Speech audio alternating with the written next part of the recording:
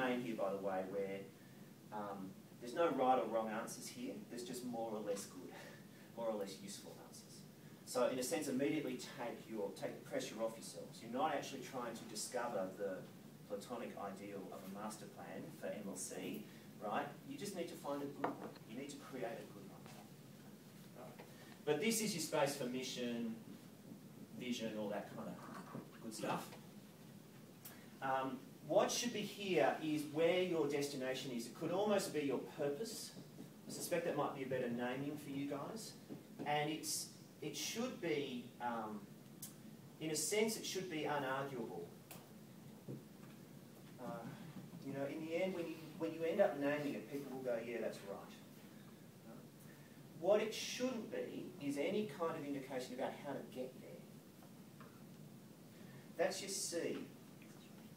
So this is your space of hypotheses, if you like, of options about how to go from A to B. Right, it is your classic strategy. And I suspect for you guys, this is the space for your design at a high level in your master plan. And I'll take you through this I'll circle through this again in a sec. But this is the space of design. And in a sense, you can boil, at one level, you could boil your master plan document down to this design at the end of the day. I suspect because you are mounting a rhetorical document, you probably want a number of options here for design that the document suggests, and it then assesses against the B and decides on one that it says is the best. I'll come back to this in a second. The D then is what now? So next steps. It's about creating momentum. What are you going to do now? So that's all about priorities. It's all about disturbing the system and getting something going. It's about symbols for action. Let me give you a very... So you can see how this becomes... this is a classic strategy piece.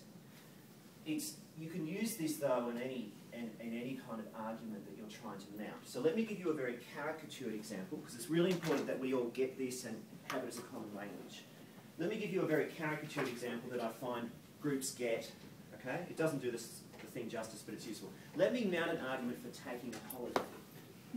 So the first question I'm asking you is that I want you to think about is, what is a holiday? Is it an A, a B, a C, or a D? Okay? So, if I wanted to mount an argument for taking a holiday, I'd start in the A and I'd say something like, I'm tired. Right? I'm not focusing at work. You know, and whatever else, right? The thing in the A is you need to call it like it is. Okay? And you need to bring your perspective to bear. In the A, we're not looking for, in a sense, objective truth or even historical accuracy.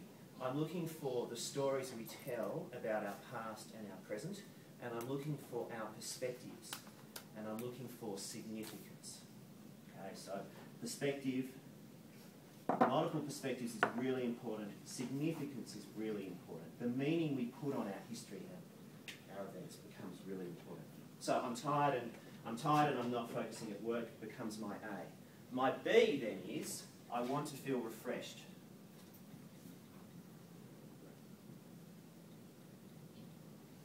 Okay? You can see that that's unarguable. You know, I want to be able to focus at work. Okay? It's a bit of an anti-A, which is not so good, but you get the idea, right? It's unarguable. No one's going to disagree with that. It's a good thing to do. Okay? So what am I going to do to go from A to B? I'll take a holiday. Your holiday becomes the C. In this kind of system, holiday is a big enough lever to get me from A to B. I'm looking for levers in the C. So I'm looking for high-level designs in the master plan. The D then becomes, I'll buy the tickets. That's a good D to this C. Okay, that gets the system going. But the critical thing about the C is, instead of taking a holiday, I could just get some more sleep. I could get fit, in which case the D to getting fit would be to join the gym. In other words, I've got options here. And that's what I meant by the C being a hypothesis. Okay? You hold your B strongly, your identity strongly. Your C you hold a bit more loosely. Certainly to start with, you two, okay, as you think about this, and particularly as you go through a design process. So if we were to try and, so you get the idea? Immediately the whole world looks like ABCD, right? So you go back and you think about arguments over carbon taxes or mining taxes, or go back to 1993 and the unlosable election with Dr. Hewson. Okay, so what did Dr. Hewson do? As a technocrat, Dr. Hewson went to the electorate with a GST. And what's a GST? It's one big C. Okay, and because he's a technocrat, and I'm, you know, I've got a lot of respect for that. I come out of that tradition, right? That's a beautiful thing. Like a well-designed tax system is a beautiful thing, right?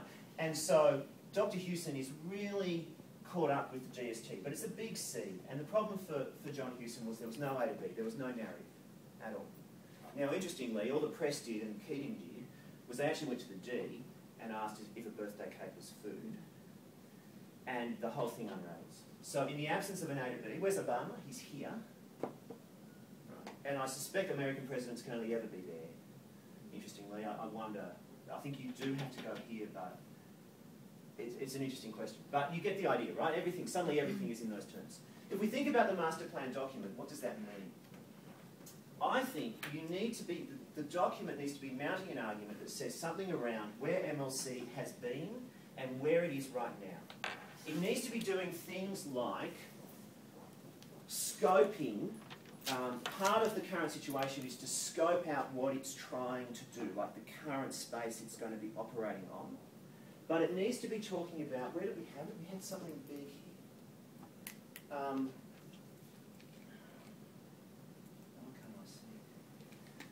What's wrong right now? What are the limitations we're dealing with? How is teaching and learning right now being impacted by our current situation? And that's part of what we'll do today. Okay, so the A has to say, this is where we are, this is where we've been, and what we stand for, this is where we are, and these are kind of the impacts we've got right now. In other words, you need to be stating in your master plan document the current stuff you're feeling. Yeah. And that would include externals that impact. Definitely. Can you give me an example? I'm just thinking about the broader socioeconomic Definitely. And political. Definitely. In fact, and this is great. You guys are fantastic. An A normally has a bit of a structure to it. I would put in your operating environment. And in fact, you see up here, I actually want to do that in a sec. And then I want to put your system in focus in, for want of a better term. I'm a management consultant, so we use words like this. Right, system in focus. So, you know, what are we operating on? And in a sense, naming that will be interesting. I'm not sure that we might have a go at that, actually. And then, what are your challenges? Because I don't want to name the system in focus for the master plan as being the physical side of the school. Okay, that's all we do. You know, it's more than that, but I'm not quite sure how to. I actually don't know how to describe it. Right, it's the school and the community, but it's the school and the girls, and I just, you know what I mean? Like, because if you name it too big, you might as well write the strategy. Okay, but if you name it too small, you're not going to get there. So we may not get it right today, but we'll at least play with it. And then I think you've got challenges and opportunities. So what's going on right now, and what are the big things? You know, so Kent House is a big opportunity. Yeah, I would have thought. Yep. And it's also a big challenge, right? So, you know, those kinds of things probably need to come out. But in my sense, though, would it also include things like the precariousness of government funding? Yeah, so up here, I'd have government funding. I'd have the socio-economic status. That's going to leave to you, Fiona. I'd have what's going on in education. Okay, all of that kind of stuff comes in, and I want us to do that. I want us to do a bit of a history. You see, I was struck when I read that you guys were formed specifically to educate girls, right?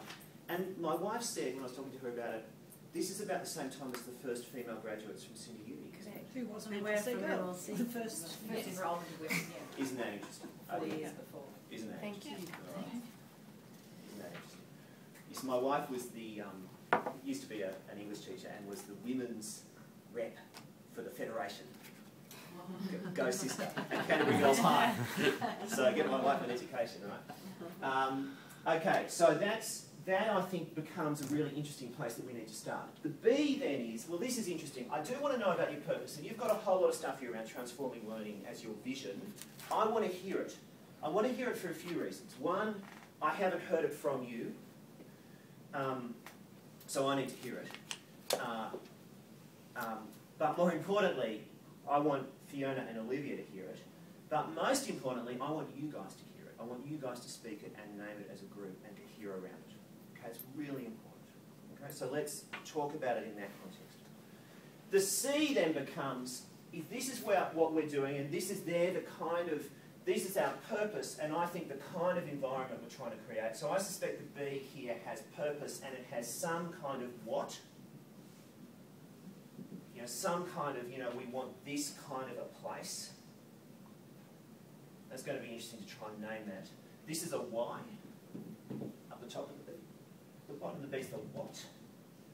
Okay, given that, then give me your first pass at a hypothesis for the design of the school. And what I'm going to go there, I'm going to go metaphor.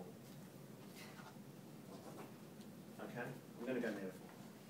All right? Because I think that entails the right kind of level of design you can get to in a day. And we might find we settle on one metaphor, but we might not. And you might get a homily on the intellectual respectability of metaphors, although I think with you guys you probably know that. When I deal with hard-bitten insurance executives, I need to do that.